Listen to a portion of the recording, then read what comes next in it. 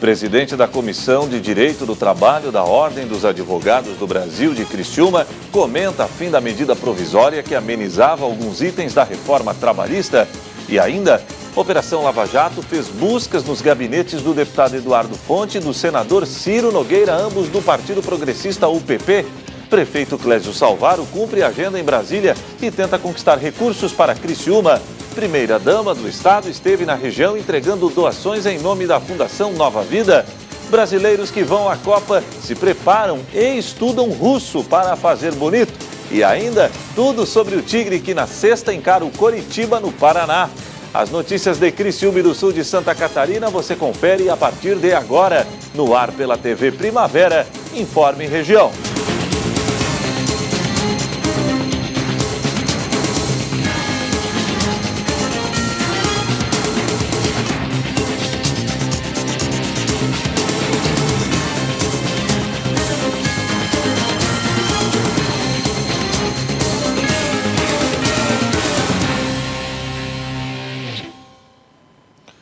Hoje, quarta-feira, 25 de abril de 2018. Para você que sintoniza a tela da TV Primavera, uma boa noite.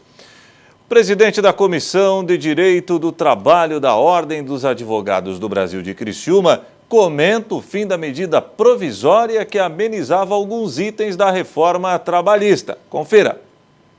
A reforma trabalhista entrou em vigor no ano passado, mas alguns pontos foram modificados depois por uma medida provisória, uma combinação feita entre um grupo de senadores e o governo. A medida provisória foi editada pelo governo modificando pontos polêmicos e regulamentando com mais detalhes contratos de trabalho, mas ela ficou parada em uma comissão especial e não passou por nenhuma votação. No dia seguinte à vigência da reforma trabalhista, o presidente ele editou uma medida provisória alterando efetivamente alguns dispositivos da reforma trabalhista, dispositivos esses que não se encontravam respaldo jurídico, trouxeram uma agressividade muito grande a alguns direitos materiais de trabalhadores e até mesmo algumas incompatibilidades da legislação. Essa medida provisória, como toda medida provisória, ela tem um prazo de validade. Nesse prazo, ela precisa ser ratificada pelo Congresso ou modificada. E a gente observou que o Congresso, ao longo desse período, trouxe diversos ajustes, emendas, proposições e não conseguiram se entender para que essa medida provisória, dentro do período de vacância dela, dentro do período de vigência dela, pudesse realmente surtir efeito de lei. Sem ter sido convertida em lei, a medida provisória deixa de existir. E assim, as alterações da reforma que constavam no texto da MP já não valem mais. E aí a gente tem um grande problema, que a medida provisória ela não pode ser novamente proposta. Então, para que se resolva aquelas situações que foram abordadas pela medida provisória, nós não temos uma solução legislativa. Teria que haver uma nova lei ou a reforma da própria lei, que a gente vê que não existe hoje uma estabilidade política dentro do Congresso para que se arrume, se faça esses ajustes por meio do Congresso. E a presidência da República só pode resolver isso por meio de decreto. Segundo o advogado, o governo já sinalizou que fará esse decreto, mas isso não confirma que as garantias da medida provisória se mantenham. O problema é que o decreto, ele no máximo, ele regulamenta a lei. Ele não pode confrontar um dispositivo de lei. E tem dispositivos de lei que são extremamente complexos ali e complicados. A exemplo, o trabalho da gestante em atividades insalubres, quando a lei antigamente não era permitido, a reforma trabalhista trouxe essa possibilidade plena e de forma expressa. Então, eu não visualizo hoje uma possibilidade de um decreto contrariar o que expressamente está dito pela reforma trabalhista. Então, a gente, lógico, não sabe ainda o que vai acontecer, porque a gente não tem esse decreto pronto. Acho que vai ter uma dificuldade bastante grande para que se ajuste esse decreto, para que tenha um efeito próximo do que tinha a medida provisória. Entre as regras previstas na MP que deixam de valer estão pontos relacionados ao trabalho intermitente de gestantes e lactantes em locais insalubres, de autônomos, além de regras para a jornada de 12 horas de trabalho seguidas de 36 horas de descanso. Dificilmente eles vão conseguir corrigir essas incoerências que foram parcialmente corrigidas pela medida provisória.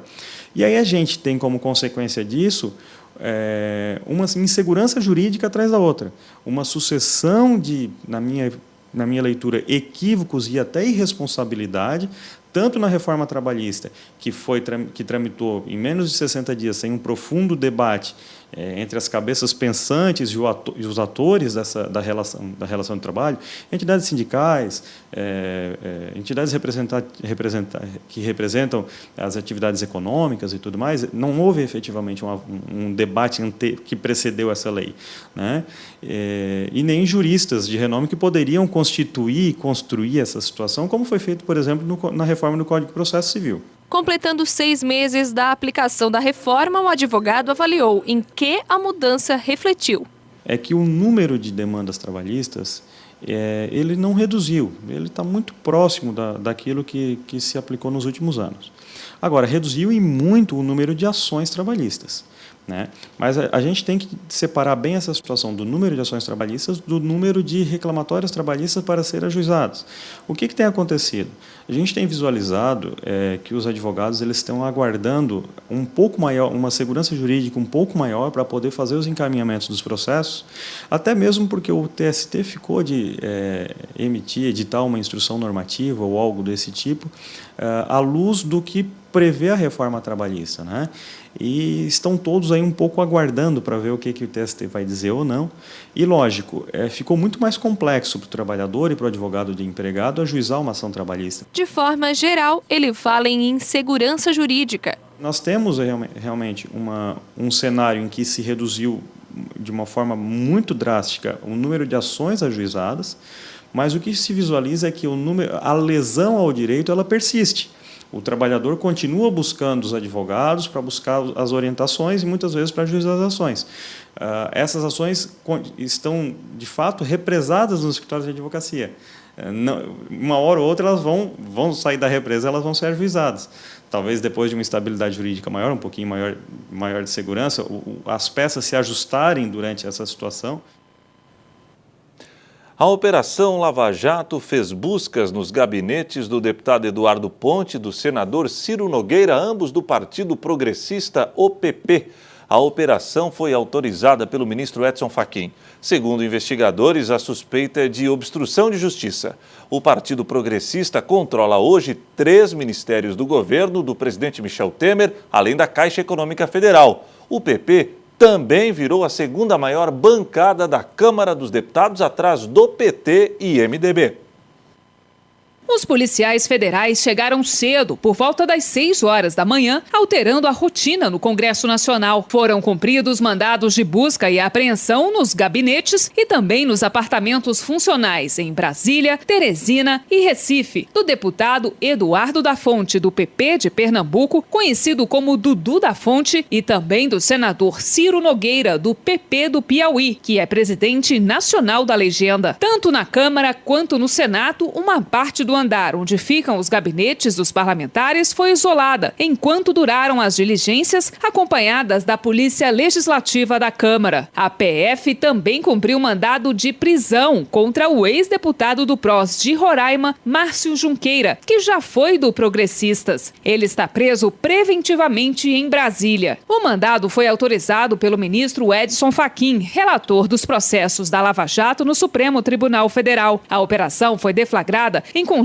com a Procuradoria-Geral da República. Segundo a PGR, os 3 são suspeitos de comprar o silêncio de uma testemunha-chave da investigação. Trata-se de um ex-assessor do senador Ciro Nogueira. Ele, que não teve o nome revelado, contou aos investigadores que participou de um esquema que incluiu o pagamento de despesas pessoais, ameaças e até proposta para a mudança do teor do depoimento que incriminaria os alvos da operação. Ainda de acordo com os investigadores, este ex-assessor do senador Ciro Nogueira colabora em muitas investigações no âmbito da Operação Lava Jato e teria sofrido ameaça de morte. Em função dessas ameaças, ele foi incluído no programa de proteção à testemunha. Ao todo, a PF cumpriu 8 mandados de busca e apreensão, todos em endereços relacionados aos 3 alvos da operação deflagrada nesta terça-feira. A Polícia Federal e a PGR continuarão a apurar também repasses milionários por meio de contratos fictícios aos deputados federais do Partido Progressistas, Aguinaldo Ribeiro, Arthur Lira, Eduardo da Fonte e ao senador Ciro Nogueira. A suspeita é de prática dos crimes de corrupção passiva e lavagem de dinheiro. Esses valores teriam sido operacionalizados por Henry Royer, que teria assumido o papel anteriormente desempenhado pelo doleiro Alberto Youssef na operacionalização dos pagamentos de propina de esquemas criminosos na diretoria de abastecimento da Petrobras. O PP controla hoje 3 ministérios do governo do presidente Michel Temer, além da Caixa Econômica Federal. Após a última reforma ministerial, o partido manteve o comando das cobiçadas pastas da Saúde, Cidades e Agricultura. O Partido Progressistas virou também a segunda maior bancada da Câmara dos Deputados na última janela partidária, ganhando a adesão de 10 deputados, ficando atrás apenas do PT e praticamente ao lado do MDB. Na campanha eleitoral deste ano, apesar de pertencer à base aliada do governo, o PP não quer apoiar um candidato do MDB à presidência da República. Inicialmente, acenou com apoio à pré-candidatura do presidente da Câmara, Rodrigo Maia do DEM, ao Palácio do Planalto, mas também conversa com o PSDB sobre uma aliança para a disputa eleitoral de 2018. A seguir, primeira-dama do Estado esteve na região entregando doações em nome da Fundação Nova Vida.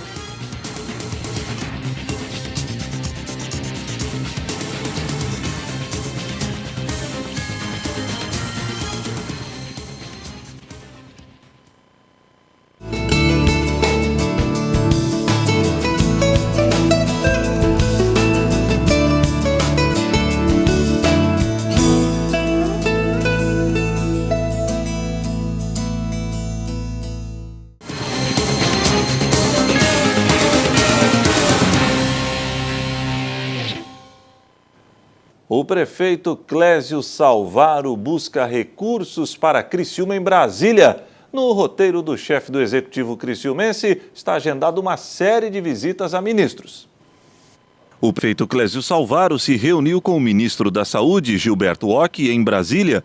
No encontro, Salvaro renovou o pedido de liberação de verba junto ao Ministério da Saúde para custeio de despesas do Hospital Materno Infantil Santa Catarina. Em fevereiro deste ano, o prefeito já havia solicitado recursos no valor de R$2 milhões ao então ministro Ricardo Barros. Além de reafirmar a solicitação, Salvaro também busca, dessa vez, liberação de até R$5 milhões. Nesta quarta-feira, o prefeito e o assessor Wagner Espíndola cumpriram a agenda no Ministério do Turismo. A reunião com o ministro Vinícius Lumertz será para apresentar o projeto de construção do Mirante do Morro Sequinel, bem como o projeto do Parque Centenário. Além de recursos para as duas obras, Salvaro também irá solicitar liberação de verba para colocar em prática o projeto, já cadastrado junto ao Ministério do Turismo, de construção da Rota dos Romeiros, na área de titularidade do município.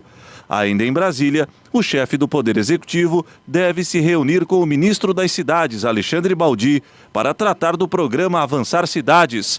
A solicitação é de aproximadamente R$30 milhões para a pavimentação de vias por onde transitam os ônibus do transporte público municipal. A primeira-dama de Santa Catarina, Nicole Moreira, esteve na região cumprindo a agenda. A presidente da Fundação Nova Vida entregou uma série de doações. Confira na reportagem de Débora Correa.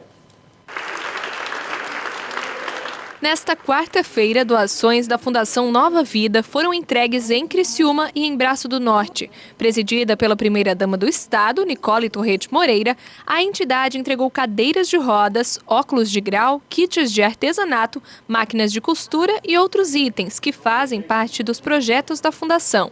Eu estou muito feliz, me sinto muito agraciada de estar na presidência da Fundação agora. Acho que ajudar o próximo é o caminho da política, né? A política é o viés, é o caminho que a gente usa para ajudar o próximo, as pessoas mais necessitadas. Então, me sinto muito feliz. A Fundação desenvolve ações para prestar assistência a pessoas físicas com vulnerabilidade e risco social, principalmente crianças, adolescentes e idosos, na busca de minimizar os efeitos dos problemas sociais. Ela atua diretamente ou com o apoio de entidades assistenciais sem fins lucrativos em suas ações junto às comunidades. Aqui na região foram realizadas entregas em Criciúma e em Braço do Norte, beneficiando entidades de 18 municípios. Ao todo, 30 municípios são beneficiados no estado. Em Criciúma, o bairro da Juventude cedeu espaço para que as doações fossem entregues a todas as entidades. O bairro da Juventude é uma honra muito grande, né? E estou muito feliz, porque raramente a primeira-dama vem aqui no bairro da Juventude. Então, para nós é uma satisfação muito grande nós poder mostrar o trabalho que o bairro da Juventude faz, ela conhecer. E depois de ela conhecer o bairro da Juventude, nós não vamos precisar falar mais nada para ela. Então, depois da entrega que ela vai fazer agora ali embaixo, ela vai fazer uma visita na instituição e a gente está muito feliz mesmo com a visita dela aqui, porque raramente aparece alguém igual está vindo ela aqui, a primeira-dama, no bairro da Juventude. Antes da entrega, a primeira-dama conversou com o conselho do bairro e conheceu de perto os trabalhos da instituição. Não conhecia, estou muito feliz, vou conhecer hoje o trabalho, acho que é um trabalho super importante, estou me engajando nessa questão social agora e estou assim, abrindo um leque, um universo, né? Tem muita gente que faz trabalho lindo, voluntário, que não fica só dependendo do Estado, do governo fazer as coisas, que vai buscar. E é louvável isso, né? Um trabalho lindo, assim, que a gente deve divulgar de verdade. A seguir, tudo sobre o Tigre, que na sexta encara o Coritiba, no Paraná.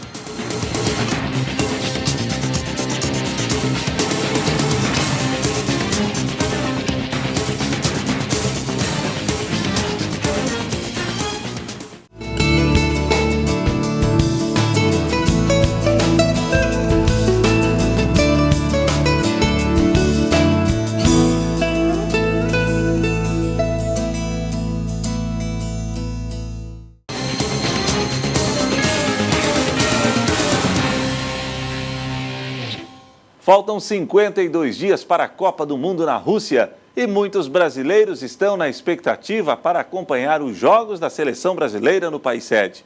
Alguns estão até aprendendo a falar o idioma para conseguir se comunicar com os russos. Você consegue decifrar o que está escrito nessa lousa? Que idioma é esse, com palavras tão diferentes e letras viradas ao contrário? Para o Sérgio, já é familiar. Nós, хорошо, вы, que é vocês. Só pela camiseta, nem preciso falar que o Sérgio é apaixonado por futebol. E ainda mais pela seleção brasileira.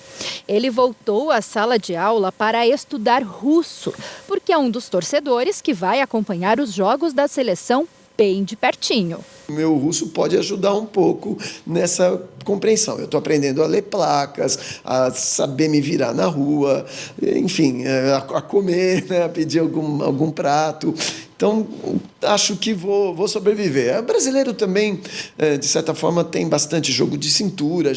E pelo fato de eu também ter ido a outras Copas, acho que isso ajuda um pouco. Mas sempre tem alguma boa história para contar de algum mico que a gente paga na viagem. Isso certamente vai acontecer. Essa será a 7ª vez que o Sérgio vai à Copa do Mundo.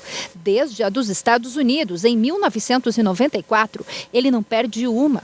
Sérgio fala inglês, francês, italiano e arranha o alemão, o japonês e agora o russo.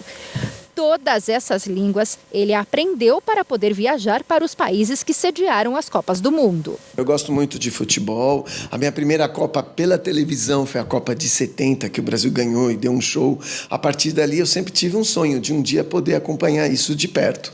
E esse sonho começou a se realizar a partir de 94, quando eu fui para a Copa dos Estados Unidos e dei a sorte de ver o Brasil tetracampeão. E gostei tanto que a partir dali eu continuei indo às Copas e mais do que isso. Continuei fazendo uma preparação para ir lá, aprendendo o idioma do país onde ela vai se realizar, conhecendo um pouquinho mais do país. Então, a partir dos Estados Unidos, teve a Copa da França, a Copa do Japão e Coreia, a Copa da Alemanha, a Copa da África do Sul. A todas elas eu fui, e sempre com esse interesse de não só ir pelo futebol, mas também pelo país, pela cultura local. Eu gosto muito disso. Сергей, сегодня мы будем учить новые слова. Vocês entenderam alguma coisa? Eu confesso que eu também não. E tem gente que acha que aprender russo é muito difícil, porque além do idioma também se aprende um outro alfabeto. Mas o Sérgio está tirando de letra. Em apenas 6 meses de curso, ele já aprendeu o necessário para se virar durante a viagem para a Rússia. O russo tem palavras e sons completamente diferentes. O alfabeto, chamado de cirílico, foi inspirado no latim e no grego.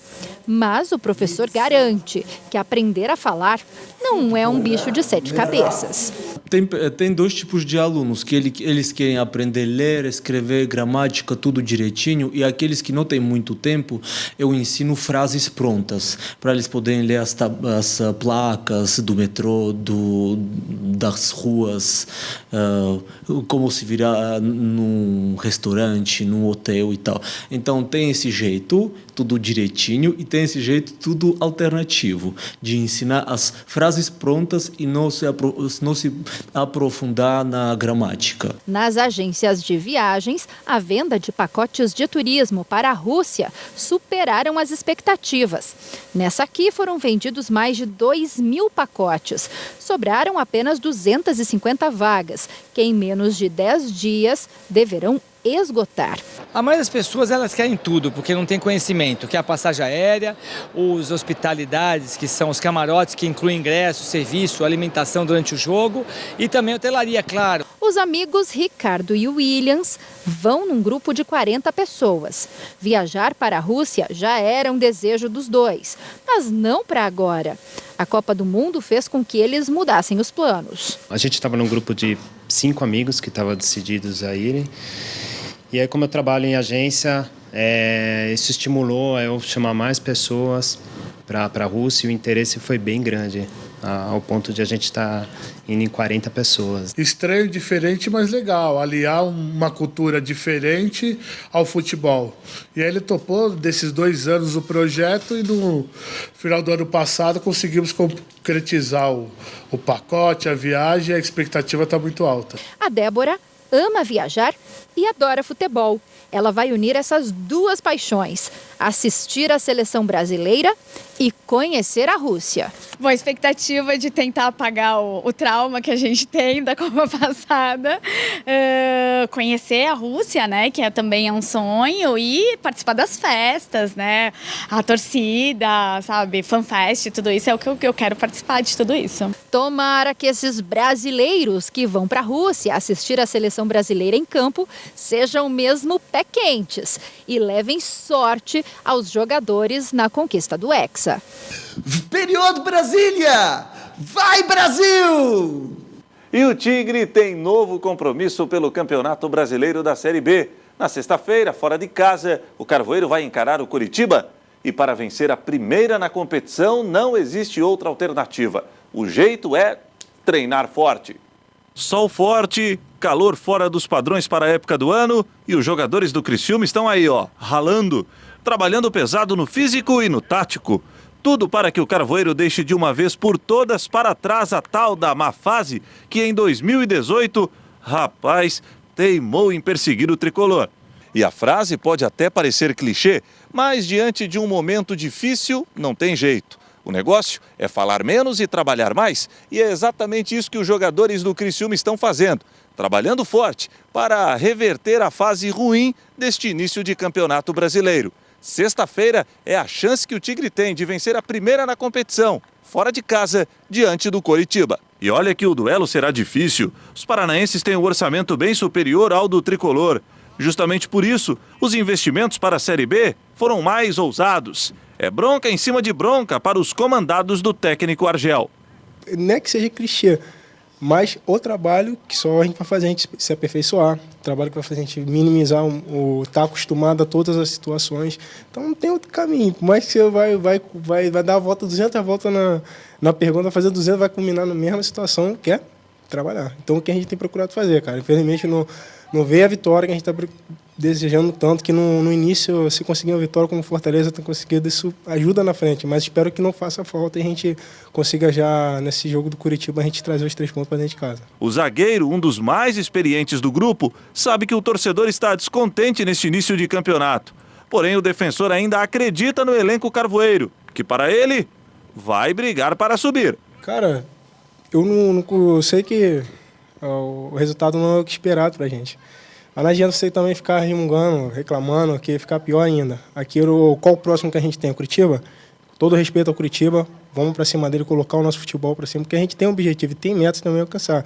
Então, nesse inteirinho, a competição tá se caminhando ainda. O importante seria que a gente conseguisse já a vitória. Beleza, não aconteceu. O que tem que fazer? Então tem que buscar, então vamos buscar. Sereno, Sandro acredita que o poder de reação está dentro do próprio clube.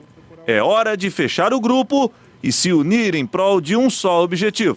Cara, tem que haver cobrança. Não tem jeito, tem que cobrar os objetivos nossos, não são pequenos. A cobrança é grande também, dentro da nossa concepção do nosso dia a dia, a gente também tem que cobrar. Mas tudo dentro do respeito, professor também, dentro dos outros companheiros, que ficam um pouco meio assim, mas bota a cabeça no lugar direitinho, vamos trabalhando, vamos buscar, vamos melhorar, se tem que melhorar, vamos trabalhar. Dia a dia no trabalho a gente tem buscado melhorar. Importante sim, sei que a pressão vem lá de fora, mas manter a tranquilidade aqui dentro para a gente desenvolver um bom trabalho, cada um na sua confiança, dentro da sua qualidade, no seu quadrado, dar o seu melhor para a gente obter o resultado esperado o mais rápido possível. E o Informe Região desta quarta-feira fica por aqui. Para você que sintoniza a tela da TV Primavera, uma boa noite e até amanhã, se Deus assim permitir.